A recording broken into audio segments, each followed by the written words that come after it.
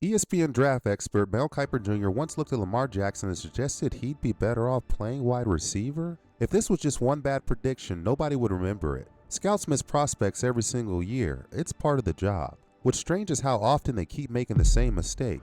Different sport, different decade, different athlete, and same distinction. He doesn't look like he's built for this. And yet, over and over again, those athletes prove them wrong. What if the biggest problem with scouting isn't that it's occasionally wrong, but measuring the wrong things entirely? Because long before Lamar Jackson, there was another quarterback who had already been told he didn't fit the blueprint. For decades, the NFL had an unwritten rule: if you wanted to be a franchise quarterback, you had to look like one. 6'3", 6'4", tall enough to see over the offensive line and tall enough to fit the mold. And Russell Wilson didn't.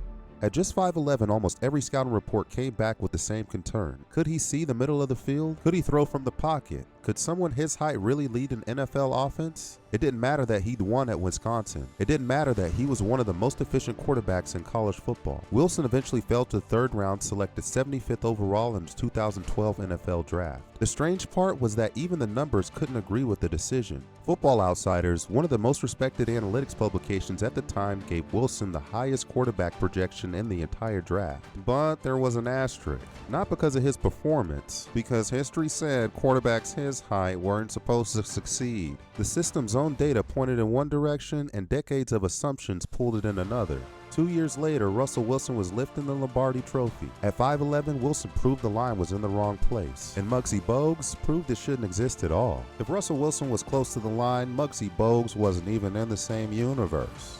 5-foot tree, that's not just short for the NBA, that's shorter than the average American male. To put that in perspective, when Muggsy stepped on an NBA court, there were players who stood more than 2 feet taller than him. The image of Muggsy Bogues standing next to 7'7" Manute Bol has become one of the most famous photographs in NBA history. It looks less like two professional athletes and more like a camera trick, which is exactly why so many believed Muggsy would never survive in the NBA. The concern wasn't whether he could dribble or pass or understand the game, but a concept much simpler. How do you play basketball against giants when you're only 5'3"?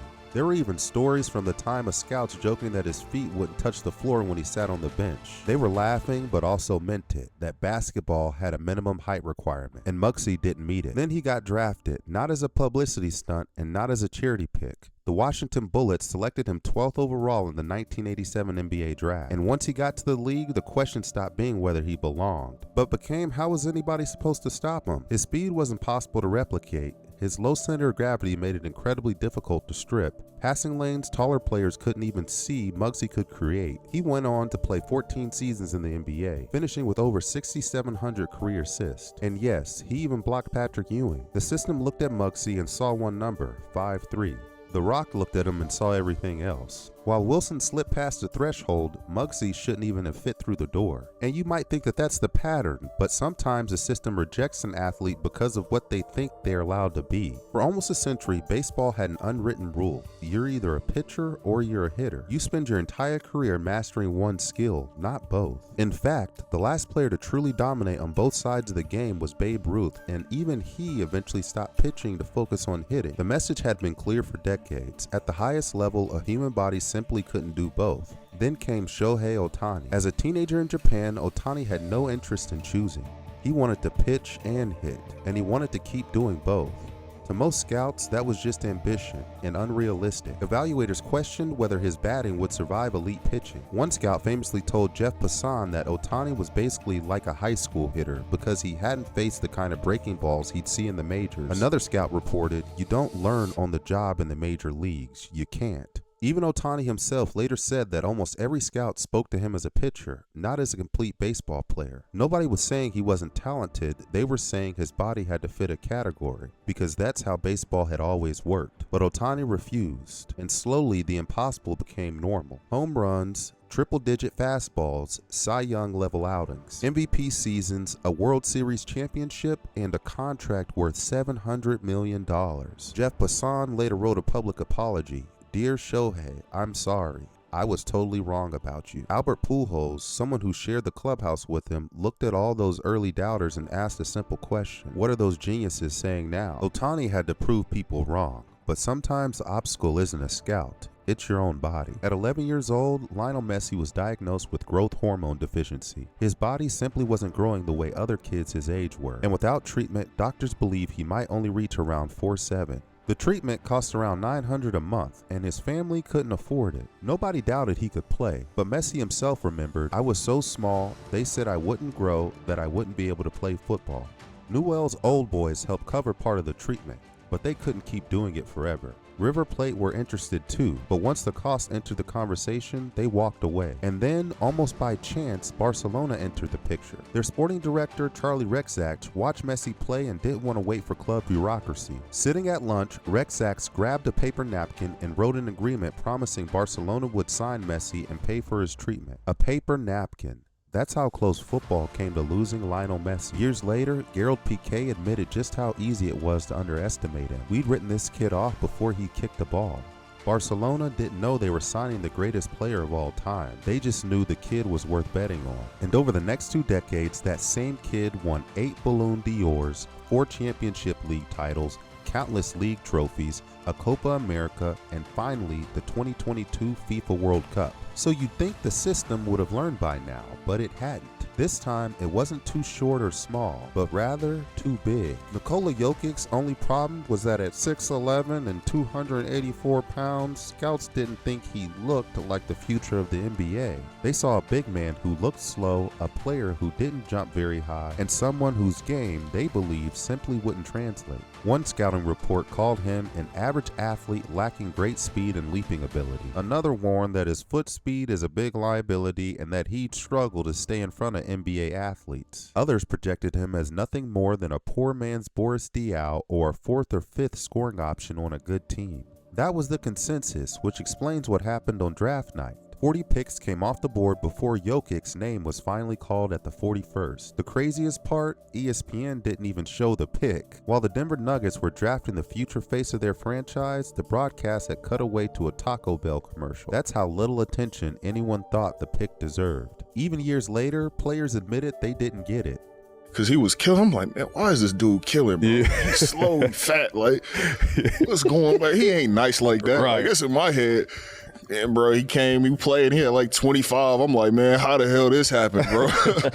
But like, it's crazy, bro. Like, you talk about getting better.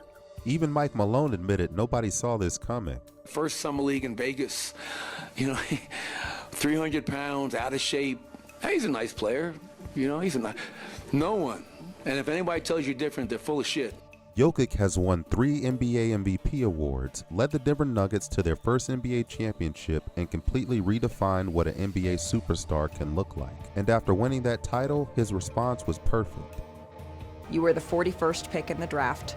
A Taco Bell commercial was running when your pick was announced. What do you think of that now?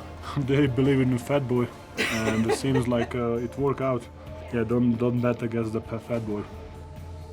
The system's next mistake was even bolder. It looked at one of the most electric quarterbacks in college football and suggested he stop playing quarterback. Lamar Jackson won the Heisman Trophy at Louisville, and there was no question he was talented. The question was whether the talent belonged at quarterback in the NFL. Evaluators didn't like his throwing mechanics or completion percentage, and weren't sure his run-heavy style would translate. Mel Kiper Jr. took it further, suggesting Lamar switch to wide receiver. And Kiper didn't just casually mention it, warning that if Lamar refused to make the switch, he could fall all the way to the 3rd round. A Heisman-winning quarterback, and they weren't telling him to clean up his mechanics, they were telling him to stop being a quarterback. And here's where the evaluation starts to fall apart. Lamar's completion percentage was constantly held against him as proof he couldn't succeed at the next level. Meanwhile, Josh Allen, another quarterback in the same 2018 draft, had an even lower completion percentage coming out of college. When Kiper was challenged on Allen's numbers, his response was stats are for losers. Same evaluator, same draft class, same statistic. 2 completely different standards. One quarterback fit the prototype and the other didn't, and somehow the numbers only mattered for one of them. And Lamar wasn't the first in a long line of QBs from Marlon Briscoe to Warren Moon who were told the same thing. Eventually, the Ravens took Lamar with a 32nd pick,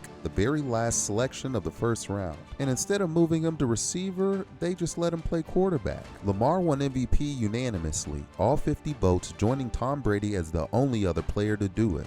Then won it again in 2023. The player the system tried to turn into a receiver became one of the most dominant quarterbacks in football, all the way up until the playoffs. But Lamar's critics said it on television, and Curry's made the mistake of writing it down. Coming out of Davidson in 2009, everyone knew Curry could shoot. However, explosiveness and athleticism are below standard. Will have limited success at the next level. Do not rely on him to run your team. Curry was drafted 7th overall by Golden State, still a lottery pick. This wasn't the Russell Wilson situation. But 2 teams ahead of Golden State had chances to take him. Oklahoma City selected James Harden at 3, and Minnesota used their picks on Ricky Rubio. And when Curry got to the NBA, the scouting report started looking worse and worse and worse. The guy who supposedly wasn't athletic enough became a 4-time NBA champion. The guy who was supposed to have limited success changed the way defenses had to be built. And the guy teams shouldn't rely on became the player entire offenses were redesigned around. This was one report that was written down and signed off on that aged into the most embarrassing document in basketball history. Curry even read it himself on camera. And then there's Tom Brady. You don't even need a scouting report, just look at the picture. The one Tom himself wants gone from the internet. Skinny, no presence, he looks like he's someone who accidentally walked into the wrong building. Pick 199, 6th round, 2000 NFL draft. 7 Super Bowls, the most successful quarterback in NFL history. Mel Kiper got Lamar wrong, the scouting report got Curry wrong, and 198 players were picked before Tom Brady.